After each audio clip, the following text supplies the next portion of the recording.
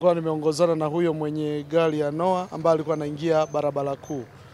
Kipindi anaingia nadhani hakuchukua tahadhari kwamba kuna nini kinatokea, ndo moja kwa moja akakutana na hiyo gari. Kwa jitihada ya driver wa basi kubwa, kipindi anamkwepa, gari ikawa imemshinda na gari ikawa imedondoka. Kiukweli tupongeze jeshi la zimamoto, tupongeze mkuu wa wilaya, jeshi zima kwa kuwahi na kuja kuokoa. Kiukweli nadhani jinsi ambavyo tulikuwa tumezoea kwamba hawa watu ni watu wa kuchelewa, leo kiukweli imekuwa tofauti. Ni wapongeze sana kwa sababu hajachukua muda mrefu, wakawa wamefika na wakafanya huduma inayotakiwa na ulinzi ukaimarishwa.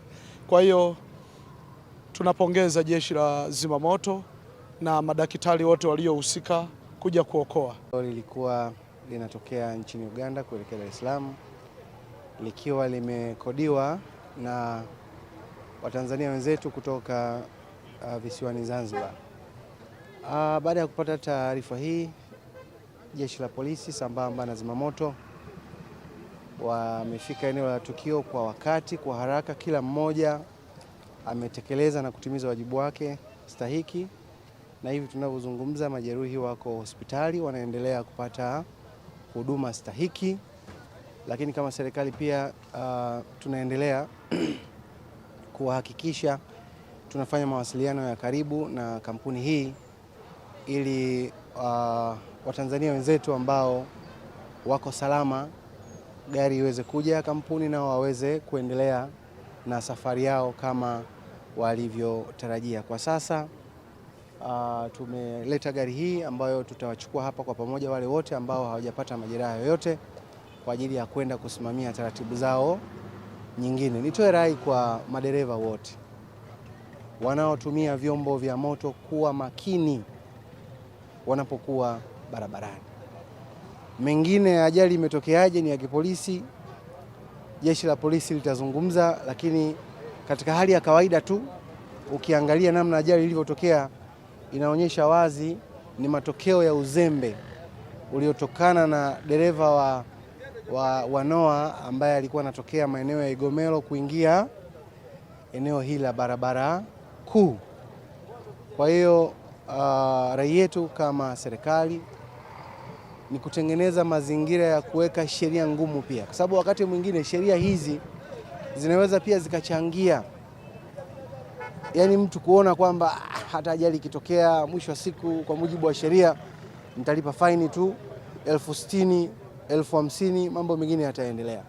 Ili hali analipa faini mwenye chombo cha moto, chombo chake kimeharibika, kuna raia wamevunjika. Inawezekana, nazungumzia katika hali ile ya umoja kwamba sheria zilizopo nazo zinaweza zikachangia madereva kutokuona umuhimu wa kuwa makini wanapokuwa barabarani, lakini zinapowekwa sheria nzito na ngumu, mtu anajua kabisa nikisababisha ajali kaleta madhara, maisha yangu yataishia jela. Kwa hiyo baada ya kufika eneo la tukio tumeanza zoezi la maokozi kwa haraka na kuwachukua wagonjwa kupitia gari zetu za kubebea wagonjwa kwa maana ambulance na kuwapeleka hospitali mara moja kwa ajili ya kupatiwa matibabu. Lakini mpaka sasa hakuna kifo chochote ambacho kimeripotiwa, na hata hao waliopata majeraha ni majeraha madogo madogo.